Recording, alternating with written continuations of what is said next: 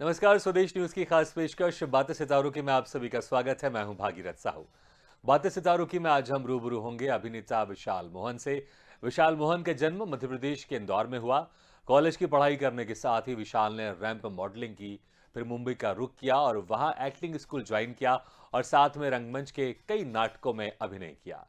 फिर crime show सावधान India से टीवी जगत में अभिनय की शुरुआत की। इसके बाद दूरदर्शन के टीवी सीरियल यू टर्न जिंदगी की में मुख्य भूमिका निभाई।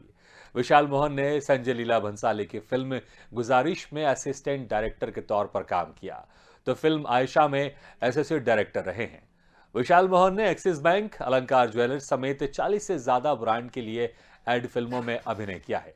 विशाल मोहन बहुत जल्द फिल्म ये होती है मां और मेहंदी 2 में मुख्य भूमिका में नजर आएंगे, तो वहीं वेब सीरीज ताव में भी लीड रोल में एक्टिंग करते हुए दिखाई देंगे। तो आज हम इनसे रूबरू होंगे और जानेंगे इनके अभिनय के सफर के बारे में। और इस वक्त हमारे साथ सीधे जुड़े हुए हैं अभिनेता विशाल मोहन। विशाल जी, आपका बहुत बहुत स्वागत है स्वदेश न्यूज की खास पेशकश बातें सितारों की में।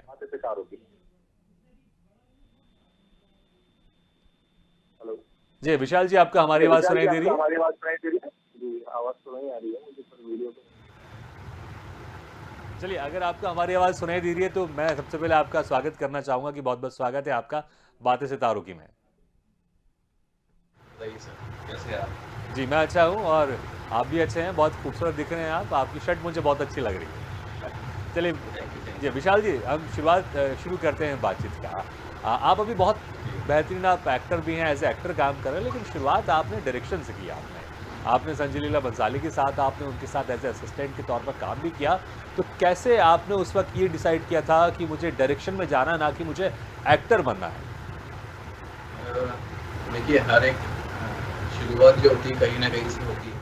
हम्म। हमें बस एक बार शुरुआत करनी होती है, फिर आपसे अपने आप बनते हैं। तो मेरा सबसे पहला था कि मुझे डायरेक्शन में उतरना है, जी। क्योंकि मैं थोड़ा क्रिएटिव माइंडेड, थोड़ा सा क्रिएटिव हूँ कि मुझे हर चीज में एक रहते की संभावनाएं दिखती है, ऑब्जर्वेशन बहुत अच्छा है। तो मैंने कुछ टीवी सीरियल्स की एज एसोसिएट करे स्टार्टिंग में, कुछ शॉर्ट फिल्म्स करी थी जस्ट एक लोकल लेवल पे। हाँ। और देन फिर मैंने अप्रोच से अपने सर के साथ में कुछ काम किया, थोड़ा बहुत किया, बस बहुत बड़ा एक्सपीरियंस था वो। और फिर सेकंड मूवी मिली, उसमें मैंने एज एन एसोसिएट करा। वहाँ हम्म। मुझे बहुत सारा अनुभव मिला, बहुत सीखने को मिला। तो मेरे आज तक बहुत लाइफ में काम आ रहा है। जी। जी। अच्छा, जो फिल्म गुजारिश अच्छा, थी, जो सर गुजारिश इसमें संजय लीला बंसाली के साथ आपने असिस्टेंट डायरेक्टर तौर पर काम किया है आपने, और तो उनके साथ एक्सपीरियंस कैसा था? क्या कुछ जिम्मेदारी थी आपकी उस यूनिट में, उस टीम में, और क्या कुछ बातचीत होती थी आपकी संजय लीला बंसाली के साथ? हाँ जी, सॉरी। जी। फिल्म गुजारिश में आपने संजय लीला बंसाली के साथ उनको आपने असिस्टेंट किया था, तो हम ये जानना चाहते हैं हमारे दर्शक कि क्या जिम्मेदारी थी उसमें आपकी, और क्या कुछ बातचीत होती थी आपकी संजय लीला बंसाली के साथ? सर से एक्चुअल में क्या होता है, सर के डिपार्टमेंट रहते हैं। तो मैं ड्रेस के डिपार्टमेंट में था। हाँ। तो ऐसे सारी बातचीत हमारे जो हेड होते थे उनसे होती थी। सर से तो हम वैसे ही बहुत कुछ सीखने को मिलता था, सिर्फ सेट पे रहते थे तो चीजें रहती थी। हमारा जनरल भी ऐसा था, जो पीछे जो एक्टर्स रहते हैं उनके हम्म। जैसे का पूरा चीजें से चलना रहता था कि सिस्टमेटिक कंटिन्यूटी का ध्यान रखना पड़ता था। इस सीन में ये ड्रेस है, इस सीन में ये ड्रेस है। तो हम्म। ये सब हमें बहुत ध्यान रखना पड़ता था, और हमारे पास इतना समय भी नहीं होता था कि हम किसी से इंटरेक्ट कर सके, कोई एक्टर से इंटरेक्ट कर सके, हाँ। या ऋतिक सर के साथ फोटो भी खिंचा सकते हैं, ऐश्वर्या मैडम के साथ कुछ फोटो खिंचा। वो एक अनुभव था, बहुत रिस्पॉन्सिबिलिटी का काम होता है, और ऐसा काम इतना, क्या बताऊंगा आपको, कि इतना एप्रिशिएबल है। जी। जी। आप एक सुई भी अगर साइड पे पड़ी रहेगी वो पकड़ लेगी। अच्छा, तो इसलिए जब हम अच्छा। उनकी फिल्में देखते हैं संजय लीला भंसाली की, तो बहुत ही खूबसूरत दिखाई देता है। और आपने उसका राज भी बताया कि कैसे यूनिट में वो कितने एक्टिव रहते थे वो। अच्छा, ये बताइए अब कि डायरेक्शन के साथ आपने शुरुआत की, आपने एज ए असिस्टेंट डायरेक्टर के तौर पर काम किया, एसोसिएट डायरेक्टर के तौर पर काम किया, फिर एक्टर बनने की शुरुआत कैसे हुई आपकी? कैसे आप डायरेक्शन से आप एक्टर बन गए आप? सर एक्टर का ऐसा हुआ कि कुछ दोस्त है हमारे इस इंडस्ट्री में जो एसोसिएट थे, और वो फिर डायरेक्टर बने। उन्होंने बोला, यार एक दो लाइनें बोलते नहीं थे। हाँ। मैंने कहा, कुछ शो आ रहा है मेरा, उसमें तू बहुत अच्छा सेट बैठता है, मेरी लुकिंग पर अच्छी है, तू कर ले। भेजी तो मेरा पास आना है, मैंने ये सोचा था। मैंने 2 लाइन बना के भेजी उसको और वहाँ से फोन आया कि सर आपसे हम एक शूट करना चाहते हैं, अब फाइनल हो गए। उन्होंने मेरा उसी वक्त ऑनलाइन मॉक शूट करा था, जैसे हम आपसे इस टाइप से बात करें उसी तरह से, और देन मेरा सिलेक्शन हो गया। तो ये एक्टिंग में मेरी कहानी है। जी। अच्छा ये बताएं, सबसे पहला ब्रेक एज ए एक्टर क्या था आपका? सॉरी, सबसे पहला ब्रेक आपको एज ए एक्टर क्या मिला था आपको? पहला ब्रेक मुझे ना दूरदर्शन का और एक सहारा के लिए एक शो बनाया था, दोनों चैनल्स में से जहाँ वो कुछ हो जाए, परदेश करके सीरियल था। पर किसी के कारण वो आ नहीं कर सका यहाँ पे टीवी पे, तो वो मेरा पहला ब्रेक था। हाँ। सेकंड ब्रेक मेरा जो था वो मैंने एपिसोडिक शो करे थे सहारा के लिए, कंटिन्यू करे थे काफी सारे एपिसोडिक शो। साउदर्न इंडिया करे स्टार्टिंग में, फिर उसके बाद फिर मुझे दूरदर्शन पे ऑफिस शो मिल गया, एक लीड शो मिला यूटर्न जिंदगी की ओर।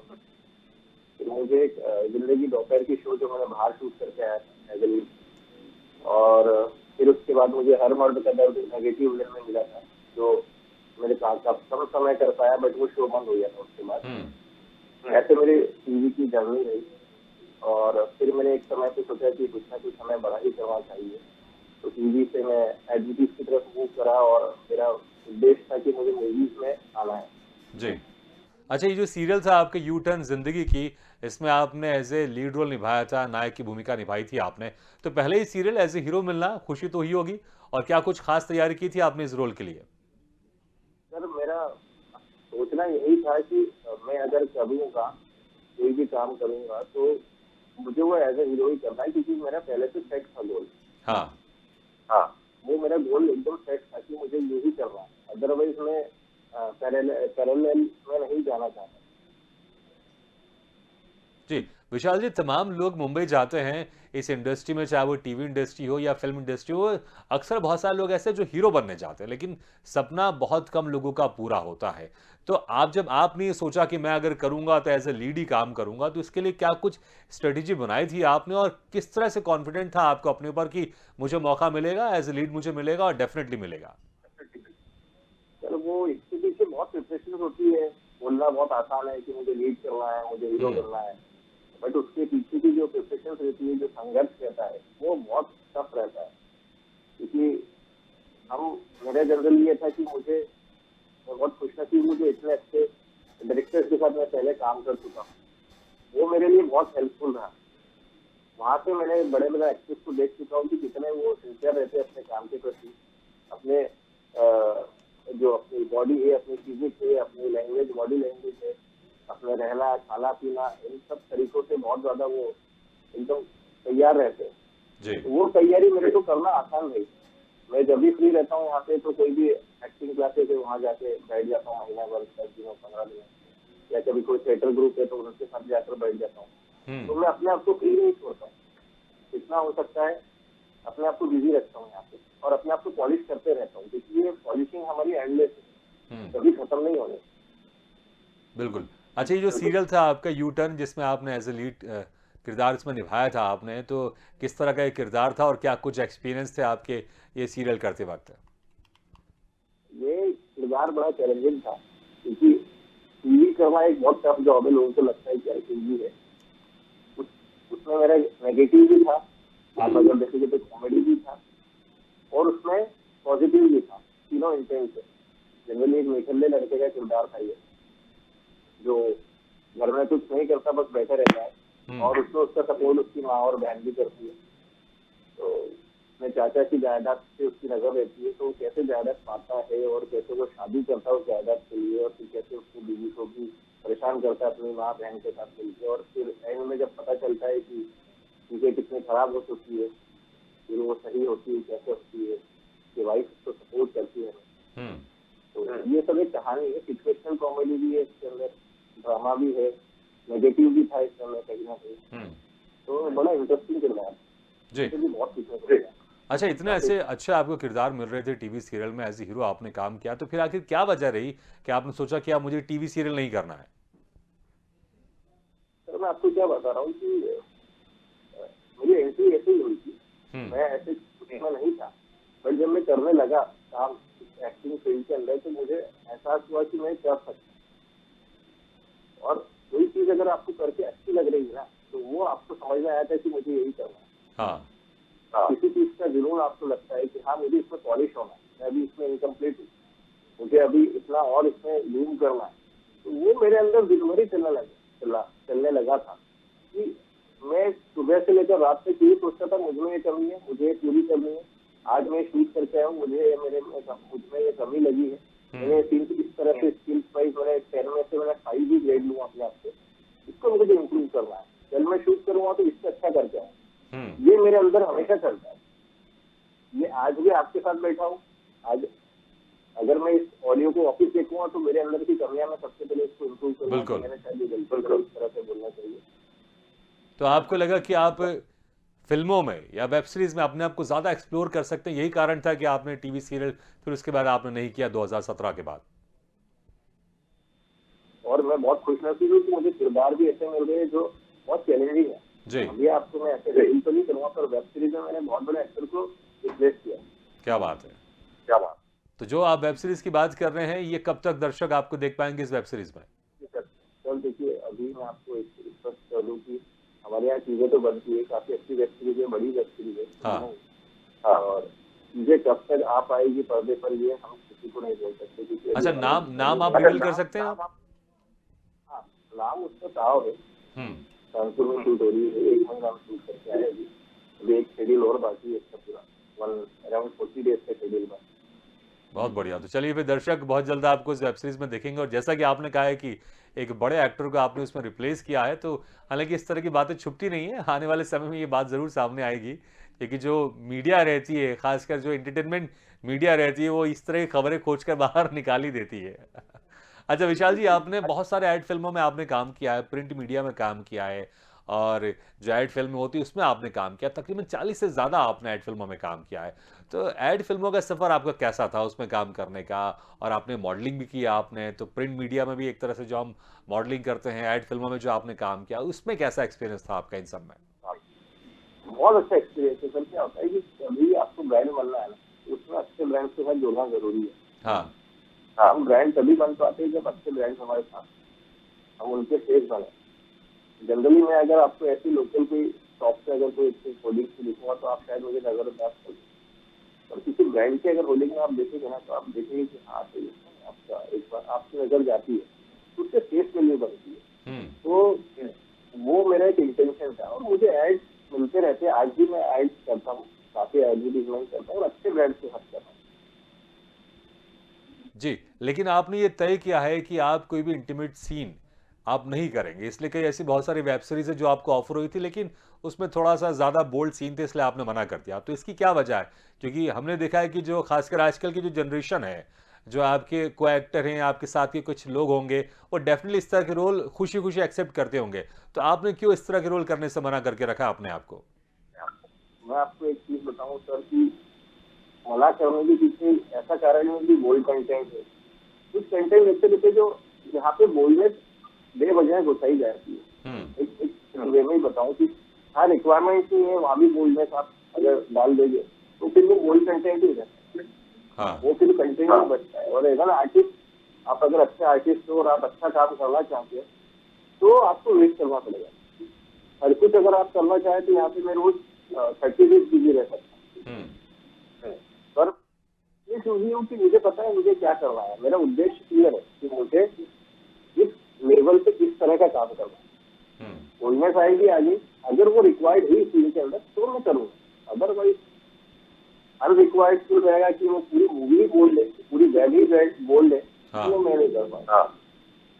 उससे ना तो समाज में सही उद्देश्य आएगा और ना मुझे अंदर से अच्छा ही करना। बिल्कुल। तो आपने एक अपने आप के दायरे में रखा हुआ है कि इस तरह के रोल आएंगे, बेहतर आएंगे, जो मुझे सूट होंगे मैं वो करूंगा, कोई भी रोल आएगा मैं नहीं करूंगा। बहुत अच्छी बात है, बहुत अच्छी स्ट्रेटेजी है, क्योंकि हमने देखा है कई एक्टर ऐसे हैं कि जो भी रोल उनको मिलता है वो कर लेते हैं, लेकिन आगे जाकर उनको परेशानी होती है, क्योंकि फिर जो एक इमेज बन जाती है, फिर इमेज को तोड़ना बड़ा मुश्किल होता है इस इंडस्ट्री में। तो बहुत अच्छी सोच है आपकी, आपने बहुत एक अच्छी स्ट्रेटेजी के तहत आप आगे बढ़ रहे हैं इसमें, क्योंकि मुझे लगता है कि इस इंडस्ट्री में अगर हम आ रहे हैं, कोई हम एक स्ट्रेटेजी बनाने की ज़रूरत है, क्योंकि बहुत सारे लोग देश के विदेश से भी कोने कोने से आ जाते हैं और इंडस्ट्री में जो काम मिलता है उसको करना शुरू कर देते हैं। मैंने कई लोग ये भी कहते सुना है कि यार जो काम मिले कर लो, लेकिन आपने शायद ऐसा नहीं किया। आपको भी कई लोगों ने बोला कि यार विशाल तुम करते क्यों नहीं, ये काम मिल रहा है इसको तुम करते क्यों नहीं हो? ऐसा काफी लोग कहते हैं। हम्म। मुझे डायरेक्टर्स मेरे बहुत बोलते हैं, कुछ डायरेक्टर्स मेरे फ्रेंड है, बहुत अच्छे फ्रेंड है जिनके साथ मैंने आज तक काम नहीं कर पाया, मुझे अप्रोच हमेशा किया है, बट मुझे वो चीज उसमें नहीं मिलती जहाँ से मुझे खुशी मिलेगी, तभी मैं उसको अच्छे से कर पाऊंगा। हाँ।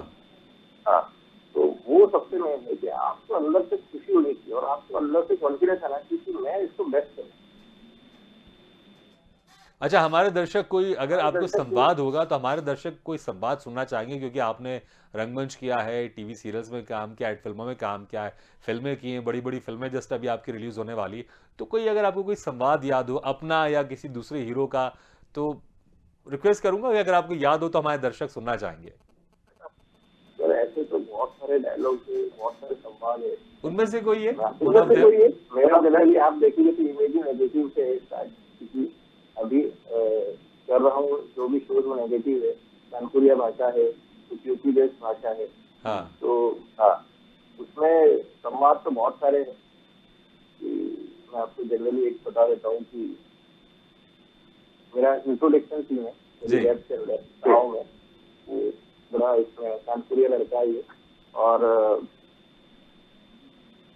एक हवलदार है, उसको उसने बांध रखा है पेड़ से, वो तो उल्टा टांग रखा है। हाँ। तो थोड़ा सा वल्गर भी है भाषा, क्योंकि उसमें जनरली वेब में सभी वल्गर ही है थोड़ा सा, क्योंकि वहाँ का वो टेक्सचर है जी। भाषा का, एक वो रूप है। तो साहब है, उल्टा टांग दिया हम तुमको, बहुत गलत हुआ ना तुम्हारा। चलो बता दो आपकी फर्जी कहाँ, नहीं पता, कोई बात नहीं। जब हम इस बाटल में मुंह से तुम्हारे मुंह में डाल देंगे ना बाटल, फिर तुम बताओगे। क्या बता रहे हो थोड़ी जल्दी, अरे पिघल गए तुम तो। आज लखनऊ में कोई बात, चलते बीडी से और निकल। बहुत बढ़िया। तो इस तरह के मुझे लगता है जो संवाद है वो बड़े जबरदस्त आपके ऊपर सूट हो रहे हैं। मतलब ऐसा लग रहा था कि मतलब कि आप इतने कैरेक्टर में डूब गए हैं ये संवाद बोलते वक्त। तो आपको किस तरह के वैसे कैरेक्टर करने में ज्यादा मजा आता है? जो अभी एक दबंग वाला एक संवाद हमने सुना, वो या रोमांटिक में या फिर कॉमेडी में, किस तरह के आपको कैरेक्टर पसंद है? मुझे तो नेगेटिव शेड पसंद। अच्छा। अच्छा, उसकी कोई खास वजह नेगेटिव शेड पसंद होने की? सर इसमें मुझे खेलने का मौका बहुत मिलता है कई बार। साइको कैरेक्टर्स होते हैं, लाइक कबीर सिंह है, आपने मूवी देखी होगी, ये कैरेक्टर्स मुझे इसमें स्पेस बहुत होती है। हाँ। जैसे ये होती है माँ में, आप लाइक आपने देखे कि सूरज बढ़िया पे करके मूवी है, उस तरह का कंटेंट है पूरा, एकदम बेटे का एकदम बोलते पारिवारिक मूवी है। आप उसमें बिल्कुल भी आप ऐसा नहीं लगेगा आपको कि आप किसी के साथ भी बैठ के देख सकते हो, उस टाइप की मूवी है। और हामिद अली सर जो डायरेक्टर है, मोर देन 50 मूवीज उन्होंने डायरेक्ट करी है और उनकी सारी मूवीज में आपको एकदम क्लियर दिखेगा इमेज और बहुत तालीम उठाती है और आप सबके साथ बैठ के एंजॉय कर सकते हैं मूवी। उनसे बहुत सीखने को मिला है, क्योंकि मैं अपने आप को ऐसे देख ही नहीं पा रहा था कि भाई ये टफ होता है बहुत, एक इमेज के अंदर लिंक होकर काम करना कि बस इससे आपको बाहर में देना बाहर, तो बड़ा टफ होता है काम। तो वो उन्होंने मेरे लिए बहुत आसान कर दी थी, इसे बोलते एक्सपीरियंस। अच्छा, अभी कुछ और आपके अपकमिंग है काम है, एक तो ये होती है माँ और मेहंदी 2 में आप इसमें भी एज ए हीरो की भूमिका में जल्द दर्शकों को नजर आएंगे। तो जरा जो भी बता सके, हालांकि एक बाउंडेशन रहती है, हमें पता है कि जब तक ये वो चीजें रिलीज नहीं होती हैं तो प्रोडक्शन हाउस की तरफ से कुछ बाउंडेशन रहती हैं, तो जो कुछ भी आप अपने इस अपकमिंग प्रोजेक्ट को लेकर बता सकते हैं हमारे दर्शकों को, तो प्लीज बताएं आप। देखिए अभी ये होती है ना, तो मेरी 90% कंप्लीट हो चुकी है। हाँ। कोविड के पहले ही हुई थी, लेकिन कोविड प्रोटोकॉल से तो हम अभी काम नहीं कर पा रहे थे, क्योंकि इससे क्लाइमेट मोर देन 250% के साथ में शूट करना था। तो अभी आई थिंक ये जनवरी में शूट हो जाएगी और फिर दिन उसके बाद मेहंदी का हमारा प्रोजेक्ट चालू होगा। और इसी दौरान मेरा वेस्ट का प्रोजेक्ट भी है और कुछ और प्रोजेक्ट भी है जिनसे मैं काम कर रहा हूँ। अगर उनको डायरेक्टर्स को लगता है कि वो काबिल है, जरूर मैं उसमें भी काम करूँगा। ये बहुत बड़े डायरेक्टर्स है वो। जी। अच्छा, कोविड का आपने अभी जिक्र किया कि कुछ शूटिंग कोविड के पहले या बीच में हुई थी आपकी, कोविड का जिक्र किया आपने, तो आपको भी कोरोना हो गया था और स्थिति थोड़ी सी खराब थी तो आप हॉस्पिटलाइज भी हुए थे। तो हालांकि बहुत सारे हमारे दर्शक अभी भी ऐसे हैं जो अभी भी सावधानी नहीं बरतते हैं, तो मैं चाहूँगा कि आपने झेला है, आपने उस कष्ट को आपने भुगता है, आप हॉस्पिटलाइज थे, तो ज़रा बताएं आप, क्योंकि एज ए एक्टर भी बहुत सफ़र किया होगा आपने, क्योंकि शूटिंग रुकी हुई थी, तमाम तरह से 1.5-2 सालों से शूटिंग रुकी हुई थी, तो जो काम रहता है एक्टर्स का वो पूरा बंद पड़ा हुआ था और इसी बीच आपको कोरोना भी हो गया, आप हॉस्पिटल में भर्ती हुए। तो कुछ उस वक्त का आप बताएं कि किस तरह की समस्याएं हो रही थी आपको उस वक्त। मैं मुंबई में था जब कोविड चल रहा था, और मुझे कोविड, मेरी फैमिली को हुआ था कोविड, मम्मी और डैडी को, और मेरी फैमिली जॉइंट फैमिली है, तो उसमें हमें कोविड हुआ था। मैं मुंबई में था नेक्स्ट टाइम कि मम्मी का कॉल आया कि ऐसी बात है, घर में कोविड हो चुका है। तो मैं पहली फ्लाइट पकड़ के इंदौर गया और सबको मैंने प्रॉपरली सबको बोल दिया था कि आप सब अलग अलग हो जाए फैमिली में। मैं अकेला इंसान था जब तक मुझे कोविड नहीं हुआ, 2 या 3 दिन तक मैं सर्वाइव कर गया था, बट मुझे इन्फेक्टेड हो ही गया क्योंकि मैं सबको हॉस्पिटलाइज लेके जा रहा था अपनी गाड़ी में, कुछ एम्बुलेंस में, और बहुत टफ केस था वो, क्योंकि कोई इस वक्त हेल्प नहीं कर पाता है और आप अकेले ही हो, और सब अलग अलग थे। और मेरी मम्मी की एज भी 60 है, मेरी जो चाची है उनकी भी एज अराउंड 60 के आसपास थी। उनका मुझे बहुत डर था कि मुझे उन्हें संभालना है सबसे पहले, तो उनको हमने सबसे पास भी हॉस्पिटलाइज कर दिया था। बाकी गवर्नमेंट भी, हमारी जो गवर्नमेंट है उन्होंने बहुत अच्छा काम किया, बहुत सपोर्ट किया। मेरे माता जी है, मैडम सिसोदिया जी, जो CHL में है, उनकी बहुत मदद थी, इस वजह से हम आज आप सबके सामने में शायद दिख ही रहा हूँ, बेड अवेलेबल हो गए आसानी से, क्योंकि बहुत मुश्किल जा रहा था। बिल्कुल, और ये मुश्किल दौर धीरे धीरे गुजर रहा है। अब हम बहुत ही जो केसेस है बहुत कम आ रहे हैं, और इंडस्ट्री की भी बात करें, एक्टिंग इंडस्ट्री की बात करें, फिल्म इंडस्ट्री की बात करें, टीवी इंडस्ट्री की बात करें, वहाँ पर भी अब शूटिंग लगातार शुरू होती जा रही है। अभी जो सूर्यवंशी रिलीज़ हुई है, अच्छा खासा बिजनेस कर रही हो, और अभी एक के बाद एक और फिल्में आ रही हैं, फिर आपकी फिल्में बहुत जल्दी रिलीज़ होंगी, तो माहौल अच्छा हो रहा है धीरे धीरे। और ऊपर वाले से हम सब यही दुआ करें कि बहुत जल्दी कोरोना पूरी तरह से भारत से ख़त्म हो जाए, और फिर से जैसी पटरी थी, इंडस्ट्री की बात करें हम, तो जैसे काम होता था बिल्कुल बेखट के, बिना टेंशन के, वो सारा काम फिर से शुरू हो जाए। अच्छा, एक फिल्म थी गेम ऑफ 100 करोड़, इसमें बड़े बड़े को एक्टर थे आपके साथ, और बहुत कई दिनों तक इसकी शूटिंग हुई, लेकिन किसी कारणवश ये फिल्म रिलीज नहीं हुई। लेकिन शायद इसी फिल्म में एक हादसा होते होते आपके साथ रह गया था, शायद कोई एक स्टंट सीन था जिसमें आप जीप में सवार थे, लेकिन उसमें आप गिरते गिरते बच गए थे। तो बताएं कि किस तरह का वो सीन था और कैसे वो हादसा हो गया और आप बाल बाल बचे आप उस सीन में। आप मेरे एक्टिविटीज होते हैं जैसे जनरली, तो उसमें रिस्क फैक्टर होता ही है, बट उस वक्त मैंने कुछ ना प्रिकॉशन यूज नहीं करा। हमारे एक्शन डायरेक्टर तो हमें बोल रहे थे कि आप इसको सीट बेल्ट ये सब यूज करिए, बट क्या होता है कि जब सीट में अगर हम लोग जान नहीं डालेंगे तो वो उतना रियलिस्टिक नहीं दिखता।